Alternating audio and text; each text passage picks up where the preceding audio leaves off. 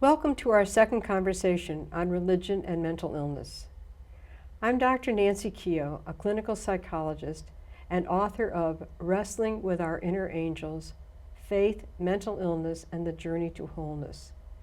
I am talking today with Dr. Alyssa Ely, a psychiatrist and writer who has worked for 25 years as a public health psychiatrist. Dr. Ely, thank you so much for joining us today. You're welcome.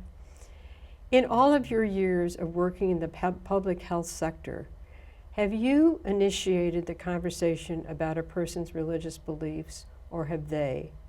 And in doing so, in having the conversation, what would you say you've learned? In my field right now, there are so many mandated questions that we're obliged to ask. It seems that asking about someone's spiritual life is a luxury I just can't afford. But even so, these questions seem to find me.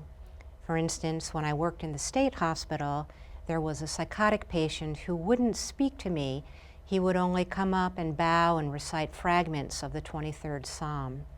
He did this for many weeks. We passed in the hall, we bowed to each other, we began to recite the 23rd Psalm together, and at some point, something in him crossed over, and he was able to begin to speak to me about other things that were on his mind.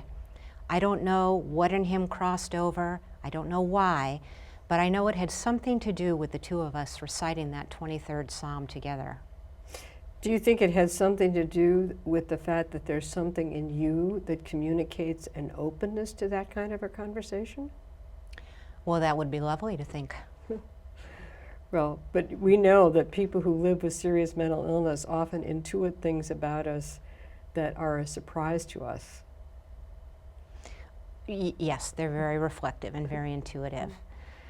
You know, I also work in some of the street shelters, and there the situation is desperate in a different way. What people need most, which is a home, is not what I have to offer, which are medications.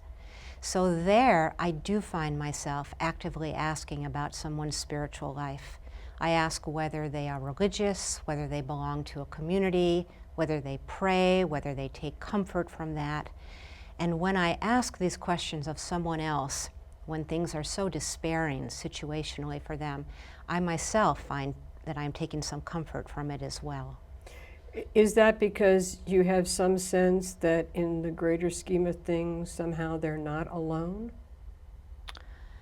It's because I am so aware of what I can't provide them and so yearning that someone can.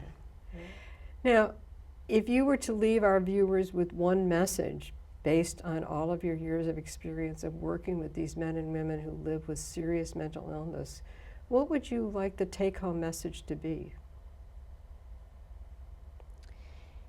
It matters very much to know what keeps someone going.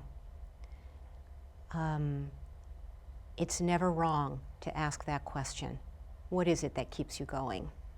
And very often, what I've learned is that it is not me who keeps someone else going. Well, that's a powerful message to leave people with. Thank you so much, Dr. Ely, for being a part of these conversations. You're welcome.